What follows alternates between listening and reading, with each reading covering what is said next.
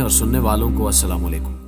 नाज़रीन ग्रामी, अगर इस वबाई मर्ज से एहतियात न की गई तो अगस्त तक कई करोड़ पाकिस्तानी मारे जाएंगे। आखिर कैसे? पाकिस्तान में अभी तक लोग इस बीमारी को सीरियस नहीं ले रहे। अक्सर लोग एहतियाती तदाबीर इस्तेमाल करने की बजाय इस बहस में पड़े हुए हैं कि मसाजिद खुली हैं या नहीं और कारोबार कब खुलेंगे। लेकिन ये हकीकत है कि अगर लोगों ने घर से निकलना बंद न किया तो अगस्त तक आधे से ज्यादा पाकिस्तानी मर सकते हैं। शायद ही कोई ऐसा घर बचे जिसमें कोई फौतगी ना हुई हो और अक्सर खानदानों का नामो निशान मिट जाएगा। लेकिन अवाम की एक बड़ी तादाद इसको समझ नहीं रही। ज्यादातर लोगों की राय यही है कि फरवरी से हम पाकिस्तान में इस वबा की मौजूदगी का सुन रहे हैं और अब अप्रैल का पहला हफ्ता भी गुजर चुका है, लेकिन अभी तक पूरे मुल्क में इस वबा से सिर्फ 3000 मरीज हैं। लिहाजा ये कोई खास खतरनाक चीज नहीं है। हुकूमत वैसे ही लोगों को डरा रही है। अवाम की इस गलत फहमी की वजह यह है कि बहुत से लोग बशमूल कई डॉक्टर्स के अभी तक इस बीमारी के फैलने के मॉडल को नहीं समझे। इसे समझने के लिए हमें रियाजी के लॉग के कानून की मदद लेनी पड़ेगी। कैसे?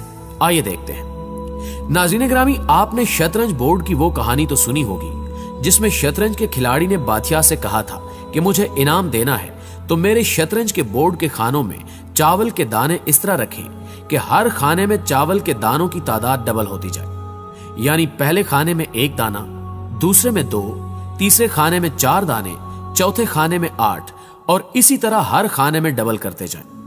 बादशाह ने कहा यह तो कोई मसला ही नहीं है। लेकिन जब हिसाब लगाने बैठे तो मालूम हुआ कि अगर सारी दुनिया के चावल भी इकट्ठे कर लिए जाएं तो सारे खाने पुर नहीं होंगे। इस बीमारी के फैलने का मॉडल भी इसी तरह है।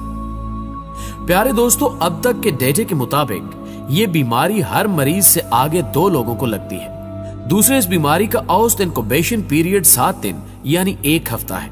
मतलब अगर किसी को यह बीमारी लग जाए तो यह खामोशी से जिस्म के अंदर अपनी अफजाइश करती रहती है और बीमारी की अलामात 1 हफ्ते बाद जाहिर होती है। 1 हफ्ता इनक्यूबेशन पीरियड का मतलब यह हुआ कि अगर लोगों ने घर से बाहर जाना जारी रखा तो हर हफ्ते इस बीमारी के मरीजों की तादाद डबल होती जाएगी। पाकिस्तान में फरवरी के दूसरे हफ्ते में इस बीमारी के पहले मरीजों का पता लगा था। फर्ज करें उस वक्त सिर्फ 1 मरीज था। इस हिसाब से फरवरी के तीसरे हफ्ते में 2 मरीज होंगे और चौथे हफ्ते में 4। आगे चलें तो मार्च के पहले हफ्ते में 8 मरीज, दूसरे में 16, तीसरे में 32, चौथे में 64 और अप्रैल के पहले हफ्ते में सिर्फ 128 मरीज बनते हैं। अगर हम थोड़ी देर के लिए भूल जाएं कि हकीकत में पाकिस्तान में इस वक्त 3000 मरीज हैं और फर्ज करें कि इस वक्त सिर्फ 128 मरीज हैं और अपनी गिनती जारी रखें तो अप्रैल के दूसरे हफ्ते में 256 मरीज, तीसरे हफ्ते में 512 और चौथे में 1024 मरीज होंगे। बज़ाहिर लग रहा है कि फरवरी से लेकर अप्रैल के आखिर तक 2.5 महीने या 10 हफ्तों में सिर्फ 1000 मरीज होना कोई खास खतरे वाली बात नहीं है। रियाजी के लॉग 2 के कानून के मुताबिक 2 की ताकत 10 से भी जवाब 1024 ही आता है। मतलब अगर सिर्फ 1 मरीज से शुरू करें और हर मरीज से आगे 2 लोगों को यह बीमारी लगे तो 2.5 महीने में भी सिर्फ 1024 मरीज होंगे।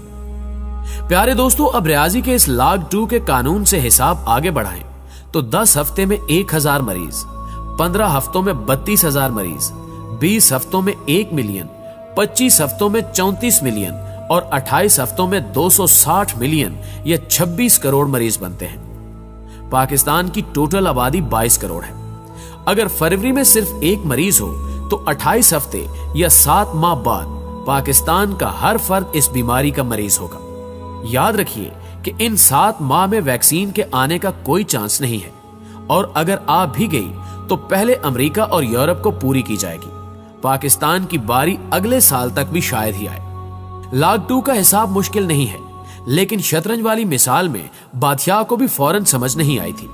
लिहाजा ऊपर वाले पैराग्राफ को दोबारा पढ़ें और कैलकुलेटर लेकर चेक करें कि नंबर ठीक है या नहीं। जो लोग हैरान हो रहे थे कि ये यकदम इटली, जर्मनी, फ्रांस, इंग्लैंड और अमेरिका में क्या हो गया कि इस बीमारी से इतनी अमवात शुरू हो गई, उन्हें अब रियाजी की मदद से इसका जवाब समझ आ जाना चाहिए। उन मुल्कों ने लॉकडाउन करने में देर कर दी थी। अगर पाकिस्तानियों ने भी घर से निकलना बंद न किया तो कोई वजह नहीं है कि 2 महीने बाद पाकिस्तान में भी हर जगह लाशें नजर आ रही हो। नाज़रीन गिरामी, कुछ लोगों का ख्याल है कि गर्मी आने से वायरस मर जाएगा, लेकिन इसकी कोई साइंसी दलील नहीं है। इस बीमारी का वायरस 57 डिग्री पर जाकर मरता है। पाकिस्तान में इतना टेम्परेचर नहीं होता। अगर बिलफर्ज अगर ये वायरस कम दर्जा हरारत पर भी मरता हो तो चलो, बाहर गली में धूप पड़ेगी तो वायरस मर जाएगा, लेकिन इंसान तो इमारतों के अंदर ही रहेंगे। उनके जिस्म का दर्जा हरारत तो 37 डिग्री ही रहेगा। इस पर तो वायरस नहीं मरता। हाँ, अगर इंसान के जिस्म का दर्जा हरारत 42 डिग्री हो जाए तो इंसान खुद मर जाता है। मतलब गर्मियों में बाहर जो मर्जी दर्जा हरारत हो, इंसान तो इमारतों के अंदर ही रहेंगे और वो वायरस उनके जिस्म के अंदर पलता है। इमारतों में मौजूद इंसान गर्मियों में भी एक दूसरे को वायरस फैलाते रहेंगे। अब अगला सवाल ये होगा कि अगर सारे पाकिस्तान को भी ये बीमारी लग जाए तो भी सिर्फ 5% लोग मरेंगे। इसके जवाब के लिए आपको 1920 में फैलने वाली स्पेनिश फ्लू को देखना पड़ेगा, जिसमें 5 करोड़ से ज्यादा लोग मरे थे। तहकीकात के मुताबिक सिर्फ फ्लू से ज्यादा लोग नहीं मरे थे, बल्कि बहुत ज्यादा लोगों के बीमार होने और इद्वियात की कमी की वजह से बहुत सारी दूसरी बीमारियां पैदा हो गई थी, जिन्हें मेडिकल की जुबान में सेकेंडरी इन्फेक्शन कहा जाता है। स्पेनिश फ्लू में ज्यादातर अमवात बहुत ज्यादा मरीजों के होने, सफाई की कमी और सेकेंडरी इन्फेक्शन से हुई। अगर खुदा न खास्ता पाकिस्तान में भी कई करोड़ लोग बीमार हो जाते हैं तो ना मुल्क के अस्पतालों में इतनी जगह है और ना ही मुल्क में इतनी दवाइयां हैं। ज्यादातर इद्वियात बाहर से आती हैं और जो मुल्क में बनती हैं उनके केमिकल भी ज्यादातर बाहर से ही आते हैं। ऐसे हालात में कोई मुल्क किसी को इद्वियात या उनके केमिकल नहीं देता। अभी कल ही जर्मनी ने इल्जाम लगाया है कि अमेरिका ने उनके 2 लाख फेस मास्क चोरी कर लिए हैं।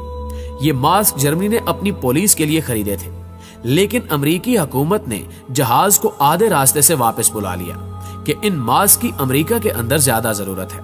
जब 2 करीबी मुल्कों का ये हाल है तो सोचें कि पाकिस्तान को कौन पूछेगा। इस बीमारी को डेंगू की तरह मत समझें जो मच्छरों से फैलती है। मच्छरों को मार दिया गया और डेंगू कंट्रोल हो गया। ये वायरस इंसानों से फैलता है और इंसानों को मारा नहीं जा सकता।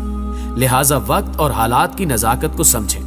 हर तरफ से कहा जा रहा है कि पाकिस्तान के पास इस बीमारी को रोकने का सिर्फ एक ही तरीका है और वो ये है कि घरों से बाहर ना निकलें। इसे ना तो अपनी जहालत की भीड़ चढ़ाएं और ना ही अना और सियासत का मसला बनाएं, बल्कि खामोशी से घरों में रहें। अल्लाह हम सबको और हमारे प्यारों को अपनी हिफ्ज़-ओ-अमान में रखे।